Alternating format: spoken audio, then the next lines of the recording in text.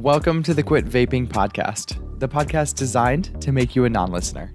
In this show, I'm not going to scare you away from a life of vaping. What I am going to do is show you just how good your life can be without it. Thank you so much for listening and enjoy the show. What's up, guys? Welcome back to the Quit Vaping podcast. As always, I'm your host, Andrew Cipriano, and I really hope that this is one of the last episodes you have to listen to in order to quit vaping, should that be your desire.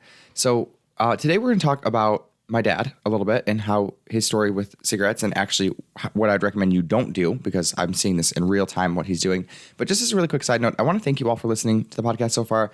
I've had about 3,100 unique listeners, and that's pretty cool because I went to high school almost 10 years ago. My reunion's coming up. But about 10 years ago, I was in a high school that had about 2,600 people in the entire school. So I just think it's so cool that I can get on a platform where I imagine myself up on the stage talking to every single person and then 500 more people in my high school, helping them with a problem they need help with. So really cool, huge honor. I appreciate it greatly. And just as a tip for anyone who wants to start a business or put yourself out in the world, make it really easy and searchable. Let Google and everybody do the search results for you and literally just name your crap the Quit Vaping podcast and everybody will find it who needs it. All right, so today we're going to talk about my dad, and I want to tell you the story. So a couple of weeks ago, I don't know when I recorded this episode, my dad got news that both of the main arteries in his legs, and both legs were 100% blocked. Didn't know that was possible. That was a shock to the whole family. And it's from smoking is what the doctor said. It makes sense. So my dad started smoking. He was actually kind of late. He started smoking when he was about 26, about 27. So kind of my age. And I started cigarettes and cigars when I was 16, 17. So I actually am surprised that he started so late to learn this, because I've always known my dad as a smoker. My dad has smoked for about 40 years. And he got to the point where he was smoking 2 packs, a little more than 2 packs a day, which for anyone who doesn't know, there's 20 cigarettes in a pack. That's 40 cigarettes. That's holy crap. I used to time and pay attention as a kid. I'm because as a kid I was appalled because I hated the smell. He smokes in the house, all that kind of stuff. So I'd pay attention and judge, lovingly, my dad. I try not to do that anymore. He used to smoke a cigarette every 7 minutes. Every 7 minutes a cigarette. And a cigarette's a big ordeal, you're lighting that thing. Once it's lit, you got to keep it lit. By the time you put it out, it's wasted, and it smells, it's stinky. It's a whole thing. So that's a lot. And my dad, he actually ended up quitting. So he did quit. And what he did was the willpower method. So anyone who's listened to this podcast before, you know that I don't recommend the willpower method. And what that is when you're just trying to force yourself to quit without understanding why you have a desire to quit in the first place, or why you have a desire to smoke in the first place. And what I do is called causal coaching, which means we get to the cause or the root of the issue. So I see smoking as a symptom of a deeper problem. And remember, I don't always see smoking or vaping as a problem. But when it becomes a habit or really an addiction that you no longer want, then it becomes a problem in your life, right? So if you want to solve a problem, you get to the actual root. And the root of the problem is always your emotions, the experiences in your body, and your thoughts, the sentences in your mind.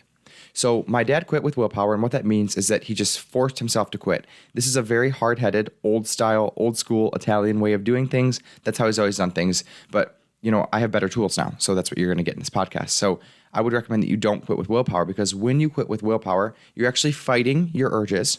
Never good to be fighting yourself on anything, because when you're fighting with yourself, guess what? You always lose. And then you're also fighting your belief systems. So what my dad's doing right now, and I know this is true because he bought a cigar last week, so clearly he still wants nicotine, or else he wouldn't be buying cigars, but he's lying to himself. His entire justification for cigars, and I'm not judging him, by the way. I'm not saying, Dad, you shouldn't be smoking. Dad, I hate you. Dad, you're the worst person in the world. I'm not doing that. But I said, hey, are you smoking? How's that going? And he lied initially, right? Because there's shame involved, because he doesn't want to be smoking, and he doesn't want to have to bring it up, and he doesn't want to get judged. So just on a quick side note, whenever you're trying to help someone in your family, first of all, you want to check your intention. Why do you want to help them? Most likely it's because of a judgment of how you think they should live their life. So I'd cut that, just stop doing it. And then the other part is if you actually do want to help someone, if you think that they're struggling and they need help and they've asked for help and they don't know how to help themselves and they actually want it, you don't ever want to judge them, because the moment that you judge, you cut them off from actually getting the help, because now they feel shame and guilt, or they get defensive. Either way, not going to help them. So don't do that. So I'm genuinely talking to my dad. I'm well, why are you smoking cigars? I'm not judging you. It's okay. But why? What's the thought going on in your mind to where that's okay, but cigarettes aren't? And he's well, cigars you don't inhale.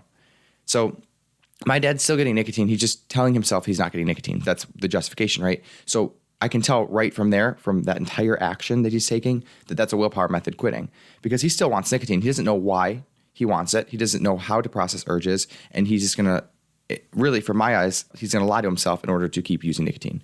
So that's 100% willpower method all the way. And what you want to do if you actually want to quit is you want to get to the root belief systems. Like my dad still believes, I know he does because he says he's stressed. He always brings up the word stress. He believes that nicotine helps with stress. Now, that's completely a thought fallacy. That is a thought error if you actually get to the root of it. Because if you're addicted to something, it does not help with stress. It might cover up the stress with a dopamine hit. And I've talked about that in other episodes, but it doesn't actually relieve the stress.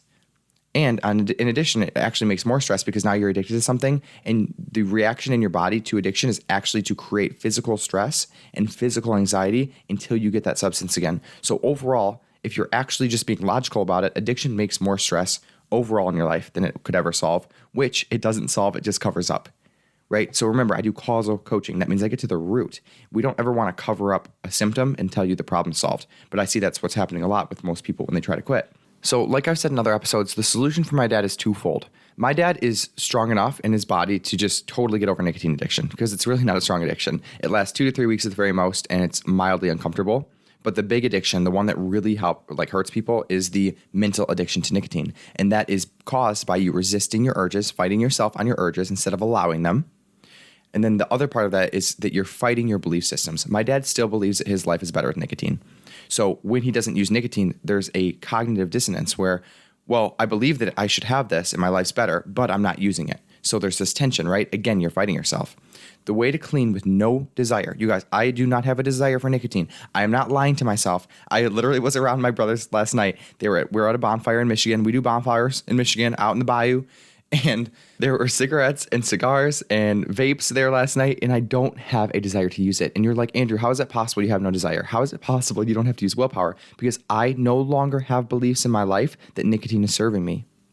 When I stop believing that there's genuinely no use for nicotine in my life, like I genuinely don't need it in my life to enjoy my life, I don't desire it. The hit that you get from nicotine isn't even enjoyable the first time. It's after you get addicted to it, it starts to feel good. But itself, like nicotine itself is just a poison. So for me to see it that way and actually believe that's what it is, I'm not lying to myself. I'm not gaslighting myself. You know what's so funny is people tell me I'm gaslighting myself. And it's like, no, you're the one that's gaslighting yourself. You're using nicotine all the time. You're addicted to a substance that you don't need because you've been told that it helps you with stress. And because you've been told that it's important and it makes you manly and courageous or womanly or whatever, like look cool and sexy. And it's like, it doesn't do any of those things. You know what's cool and sexy? And I look for this in a partner, emotional regulation. You know what addiction doesn't allow you to have? Emotional regulation. So what my dad's done is force himself to quit. And he actually did quit for about 3 weeks to the best of all of our knowledge, but he's lying to himself. So he's definitely lying to us about it out of shame and guilt, which is okay. No judgment there. I get it. I get what he's going through, but he doesn't actually want to stop seeing nicotine as desirable. And when you don't want to stop seeing nicotine as desirable, you're always going to fight yourself. You're always going to be at willpower. You're never going to truly be a quitter because in your mind, you haven't quit. It doesn't matter if you're physically not addicted to nicotine. If you're mentally still addicted, that's actually the bigger addiction. Like you want to get to the point where you don't desire it anymore and you know why you don't desire it anymore. You want to get to the point where you can allow an urge in your body without resisting it, right? So that's what the willpower is. That's why it's called willpower. You're resisting your urge. You're saying, I shouldn't want this. No, I know I want it, but I shouldn't want it. Like you're at war with yourself. The conversation in my head is I don't want it. I allow myself to have it if I want it. Andrew, if you want to go use that, and that's for you, if you want it, if you think your life will get better with it and you want to quote unquote enjoy your night, go use it to vape. It's the funniest thing. It's like, I don't want it. It's like, no, I'm not fighting myself. I'm not trying to restrict myself. It's like, if I want to go do it, I can go do it. Not a big deal. I do the same thing with food now. You know, once you learn this skill emotionally and in your mind, you can bring it to any other area of your life. That's why life coaching is so effective. It's not just like you're learning how to quit vaping. You're learning how to process your emotions and be at peace with yourself. Well, guess what? When you do that, your whole life gets better. But most people do the same thing with food, right? They're like, no, I shouldn't want cake. I hate myself for wanting it. Well, it's like, of course you want cake. It's designed for your brain to want it. Of course you want nicotine. It's designed for your brain to want it. It releases a ungodly amount of dopamine in your head. It feels good when you hit a vape. And it's not actually the nicotine that feels good. It's the dopamine release, right? It's the happiness chemical. So like, of course you want it. Your brain is actually designed to want that. But I know with my actual long-term thinking, loving adult brain that I don't want nicotine. It's not going to serve me. Actually, if I use nicotine today, my life will be worse later. I'm sure of that.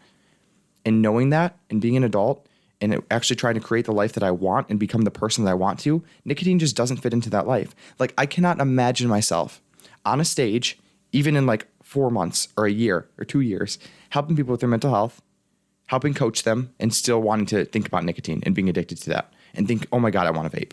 Oh, I got to go hit my vape. 1 minute. Let me get off this stage to go hit my vape. There's just not even a desire, or like, it just doesn't even cross my mind. You guys, there are literally weeks now where I forget that nicotine even exists. The only time I remember, I'm like, oh, somebody's got a vape. I totally forgot about those. It's so weird. Or I'll see, like, I'll be on a beautiful nature walk and there's like 5 vapes thrown on the ground smashed, because everyone who uses nicotine like has that cognitive war with themselves where they're like, I hate myself and I'm just going to like treat the world like crap too. Not really, but I've seen it, right? I used to think like that. Because I was addicted to something I didn't want to be addicted to, I was also resentful. And I was resentful with myself, but God forbid me explain that to myself. No, I better be resentful with the rest of the world. Blame the tobacco companies. Blame my job for hating it, right? Like, when you take emotional responsibility for the nicotine usage that you no longer want to use, again, I'm not anti-nicotine. That's not what I am. But I'm anti-nicotine when people don't want to use it. I'm anti-drug addiction when people don't want to be addicted to drugs. So most people hit that point with nicotine. Most people hit that point with vaping and cigarettes and everything. And there's this cognitive war. And when you're in this battle with yourself, not only are you constantly fighting yourself on life, but you actually can't create the life that you want, because when you're fighting with yourself, guess what? You're not creating the life that you want for yourself. Because creating the life that you want, going after your dreams, loving yourself deeply and intimately so that you can go after what you want, even though it's scary, well, that doesn't really come easily when you're addicted to something and you don't want to be addicted to something, because you're in a mental battle with yourself. It's hard to build a loving relationship with yourself when you're constantly lying to yourself. So it's not about quitting nicotine. That's not the battle I have.